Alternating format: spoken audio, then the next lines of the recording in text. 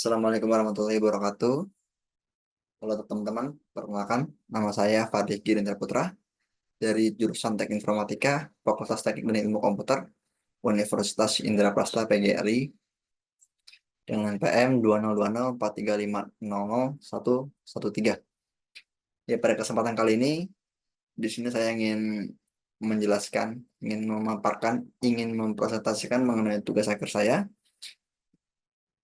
yaitu dengan berjudul Sistem Pakar Diagnosa Tingkat Kecanduan Pornografi menggunakan metode forward chaining. Iya, dan tugas akhir ini bertujuan untuk menyelesaikan pendidikan saya tingkat sarjana.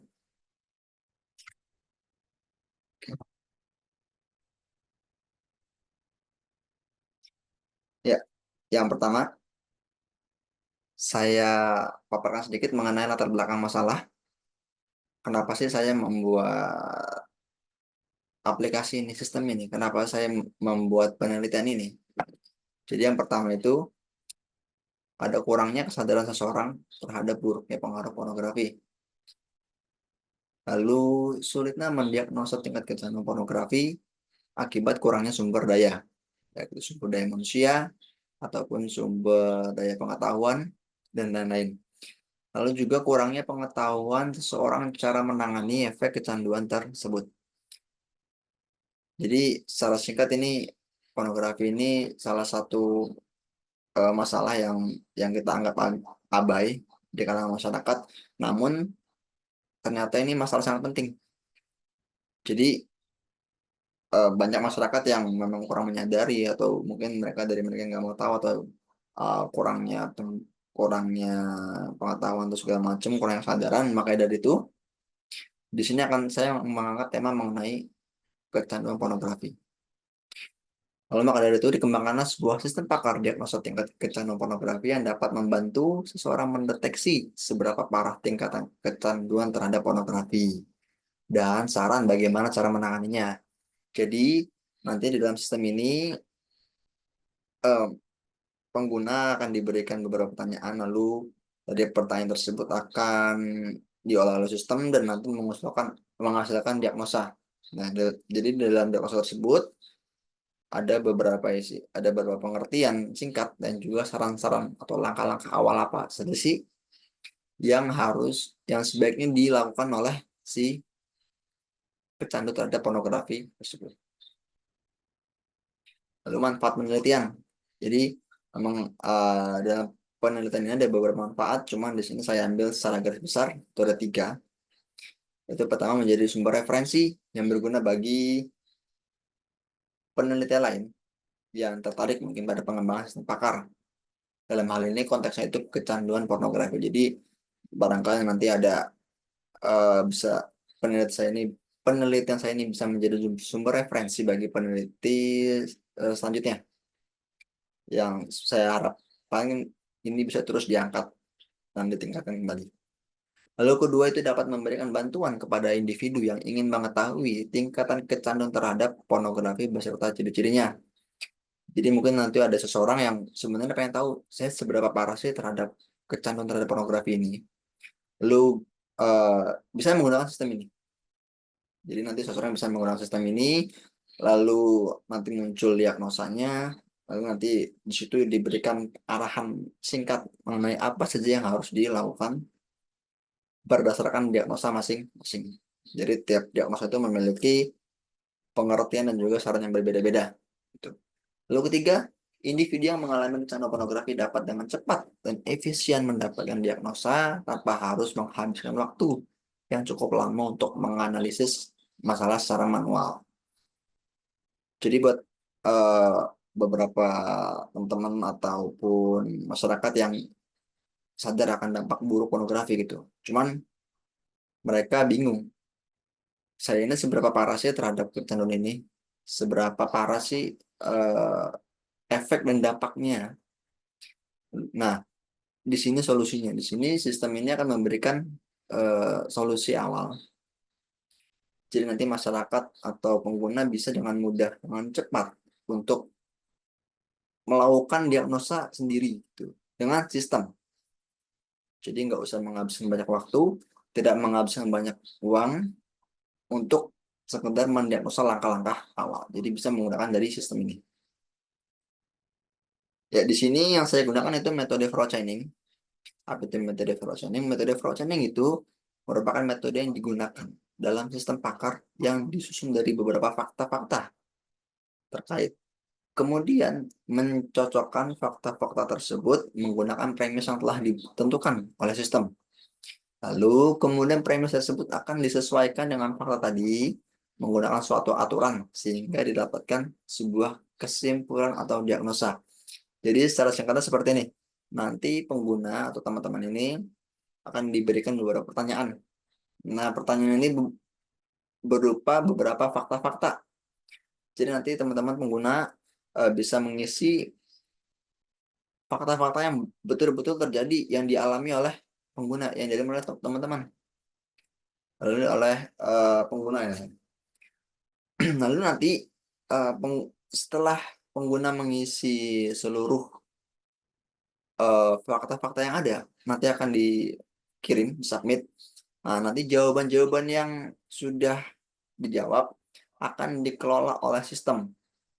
Nanti dalam sistem itu sudah dicocokkan, sudah ada aturannya. Oh, kalau jawabannya seperti ini, berarti diagnosanya A, B, C, dan D. Jadi nanti untuk masalah rules-rulesnya itu sudah diatur oleh sistem menggunakan metode forward chaining. Nah, nanti endingsnya atau goalsnya akan memunculkan sebuah diagnosa. Ya, jadi berdasarkan dari fakta-fakta yang sudah dikumpulkan, nanti akan menghasilkan sebuah diagnosa yang akan menjadi goals dari sistem ini. Ini ada uh, flowchart algoritma. Jadi nanti pertama sistem ini akan memulai itu dengan menentukan kriteria dulu. Tentunya sebagai peneliti, nanti saya akan menentukan kriteria apa saja yang akan dimasukkan ke dalam sistem, yaitu menentukan diagnosa, menentukan aturan atau rules. Jadi nanti dari kriteria aturannya bagaimana untuk menghasilkan diagnosa A. Dari kriteria, dari jawaban fakta-fakta bagaimana caranya untuk bisa menghasilkan jawaban B. Itu ada aturan mainnya, ada aturan tersendiri. Lalu kemudian setelah menentukan aturan, di situ ada proses pencocokan data. Nah, nanti jika terhadap data yang cocok terhadap diagnosa, maka akan menampilkan hasil diagnosanya. Tapi jika misalkan tidak ada data yang cocok, maka sistem akan menampilkan pesan bahwa diagnosa tidak ditemukan. Itu jadi uh, setelah mengirim jawaban nanti ada dua kemungkinan. Jika memang diagnosa ditemukan, maka akan menentukan diagnosa. Tapi jika diagnosa tidak ditemukan, maka akan menampilkan atau memunculkan keterangan bahwa diagnosa tidak ditemukan. Ya, jadi ini dalam sistem ini ada beberapa data ya. Itu ada data pertanyaan dan juga jawaban, ada data diagnosa dan juga ada data aturan. Dari mana saya mendapatkan data ini? Jadi data ini saya dapatkan dari jurnal-jurnal atau penelitian yang sudah ada sebelumnya, yang tentunya membahas mengenai pornografi. Selain dari penelitian sebelumnya ataupun jurnal-jurnal sebelumnya atau ya penelitian sebelumnya, saya juga mendapatkan data dan juga pengertian diagnosa semua juga dari pakarnya. Jadi saya mendatangi pakar yang memang ahlinya, yaitu Ibu Sofia. Beliau merupakan praktisi di bidang kesehatan mental atau psikolog, itu sudah cukup berpengalaman. Jadi data-data yang sudah saya dapatkan dari penelitian sebelumnya dan juga data-data yang saya dapatkan dari Ibu Sofia itu semua saya validasi ke pakar. Setelah saya mendapatkan validasi, oh ini udah oke, baru saya masukkan data-data tersebut ke dalam sistem. Oke, sekarang saya akan mendemokan aplikasi. Jadi, pertama kita dihadapkan oleh login dulu. Saya akan login sebagai admin. Jadi nanti antara admin dan juga pengguna memiliki menu yang berbeda. Gitu ya. Cuman ini untuk demo, saya akan menggunakan admin. Sehingga nanti semua fitur akan tersedia.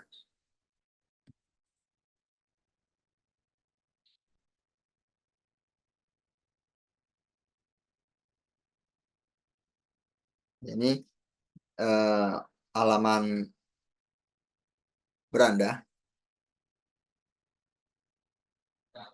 ya, yang beranda. Jadi di sini ada tampilan awal setelah kita login. Data yang sederhana itu ada berapa riwayat pengujian, ada berapa data pertanyaan, jawaban, diagnosa, dan juga aturan. Jadi di sini ada halaman untuk mengelola pertanyaan. Jadi di sini ada fitur biasa, ada create, update, update, delete. Ini kalau kita bisa nambah, oke, kita bisa nambah pertanyaan. Kita masukkan kodenya. Lalu pertanyaan apa yang akan kita buat di sini, misalnya. Nah, sudah berhasil. Kita juga bisa mengedit dan juga bisa menghapus karena kita tidak memerlukan data ini, jadi kita hapus saja. Ya sudah. Lalu jawaban. Nah, setelah tadi pertanyaan-pertanyaan sudah kita buat, nanti jadi sistem ini akan berbentuk eh, pilihan ganda A B C D, A sampai D atau A B C.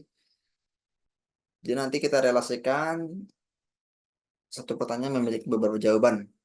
Nah, di sini kita relasikan di sini. Jadi misalnya kita masukkan kode pertanyaan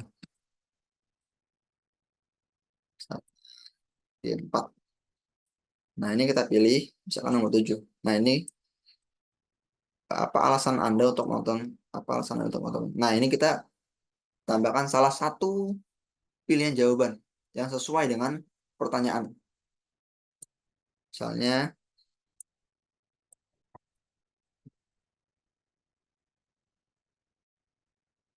nah, dia akan masuk sini. Misalnya, kita juga bisa edit di sini untuk memperbarui, juga bisa menghapus karena kita tidak memerlukan data ini, jadi kita hapus. Lalu kemudian di sini ada data diagnosa.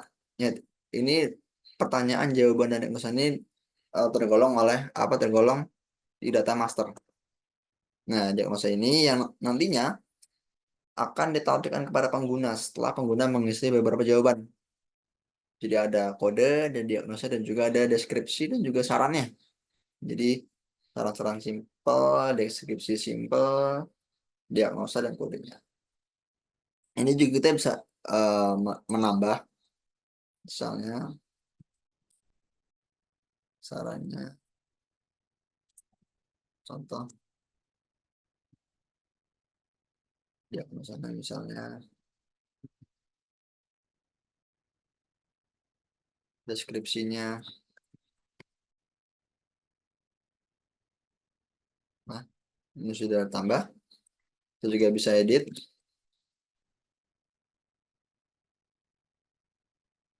bisa hapus karena kita nggak memerlukan data ini, jadi kita hapus. Oke. Nah, di sini relasi. Jadi relasi ini yang nantinya akan menghubungkan antara fakta-fakta dengan diagnosa. Jadi yang tadi sudah saya katakan di awal, bagaimana cara kita mengetahui diagnosa tersebut. Nah, kita ambil dari jawaban-jawaban pengguna. Nah, cara merelasikannya itu di sini. Membuat aturan, membuat rules itu di halaman ini. Jadi pertama kita bisa pilih diagnosa tersebut terlebih dahulu, misalnya diagnosa berat. Kita pilih kode pertanyaannya, karena kan jawaban tersebut bisa kita ambil dari berdasarkan pertanyaan. Jadi kita pilih pertanyaan dulu, sama pertanyaan. Nah, mana nih jawabannya mau kita pilih?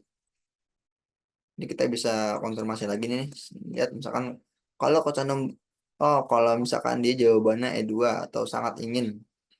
Jika pertanyaan seberapa besar keinginan Anda untuk berhenti mengkonsumsi materi pornografi, lalu ketika sudah menjawab sangat ingin, maka salah satu kemungkinannya nanti akan menghasilkan diagnosa kecanduan berat.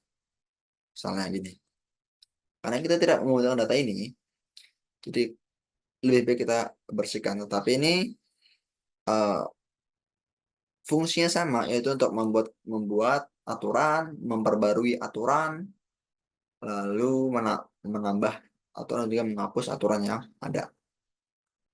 Ini ada kurang lebih 37 aturan. Jadi sudah saya buat sebelumnya, dan memang ini sudah yang divalidasi oleh pakar. Jadi saya tidak akan melakukan perubahan apapun di sini. Terus itu di sini ada halaman pengujian. Nah, seolah-olah kita sebagai pengguna. Jadi di sini kita dihadapkan oleh beberapa pertanyaan dan juga pilihan jawaban. Jadi ketika kita sudah mengisi jawaban dari ini, kita akan mendapatkan hasilnya. Sebagai contoh, misalnya, seberapa sering Anda mengakses perolahan bersama dalam seminggu, jam, hanya sampel saja.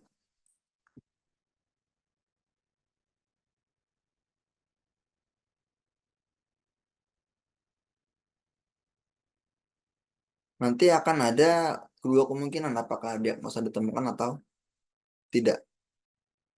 Nah, setelah kita tadi mengisi jawaban, pertanyaan, maka ini muncul sebuah hasil diagnosa nih. Lalu diagnosanya yaitu OD-nya DA3, kecanduannya sedang, dan di sini ada penjelasannya. Setelah hasilnya sudah muncul, ini bisa dicetak ataupun itu. Ya, ini kita bisa simpan. Jadi di sini ada informasi akunnya, lalu ada waktu pengujiannya, dan juga deskripsi dan juga saran. Nah, kalau mau disimpan PDF,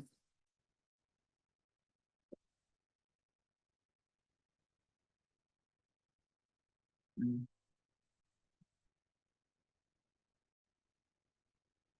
ini sudah tersimpan ya.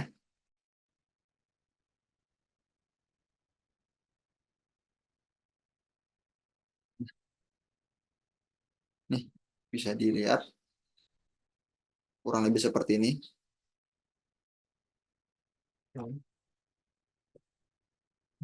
Lanjut.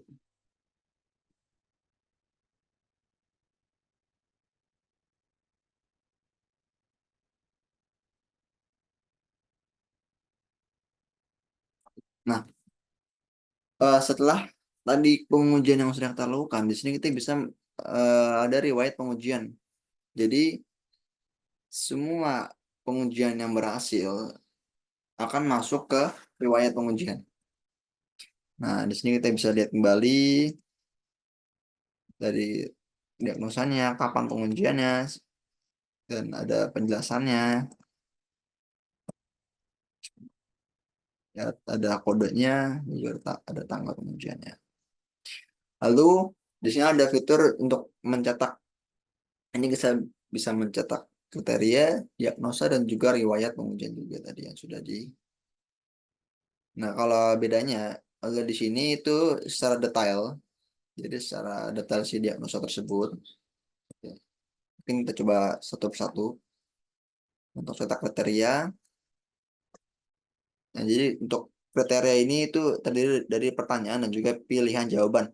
Jadi dari pertanyaan, lalu ada pilihan jawaban juga yang sesuai dari sistem.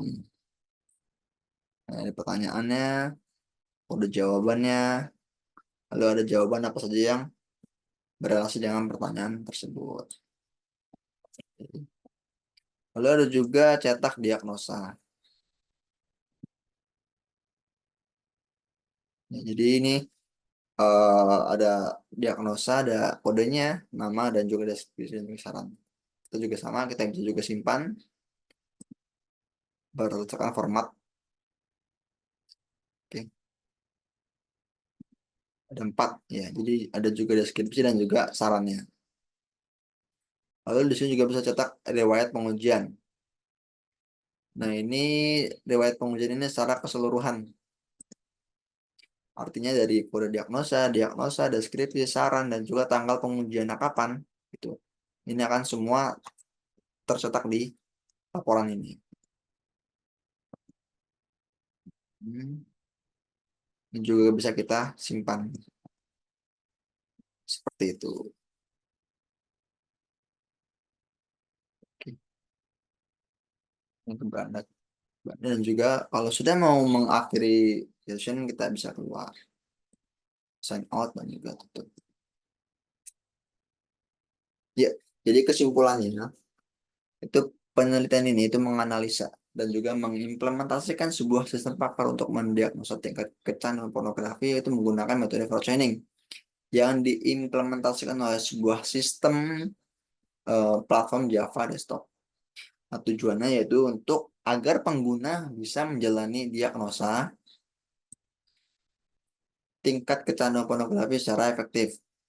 Dan juga bagaimana sistem ini dapat memberikan informasi yang membantu individu mengidentifikasi tanda-tanda serta gejala kecanduan pornografi dengan lebih baik tanpa mengeluarkan waktu dan biaya yang tidak sedikit. Jadi cukup simpel, cukup efektif jika memang pengguna ingin melakukan diagnosa itu tanpa banyak waktu dan juga tanpa mengeluarkan biaya. Ya, terima kasih banyak untuk perhatiannya. Secara personal, peneliti eh, secara terbuka menerima kritik dan sarannya atas penelitian yang sudah peneliti lakukan. Kurang lebihnya, saya mohon maaf yang sebesar-besarnya. Wassalamualaikum warahmatullahi wabarakatuh.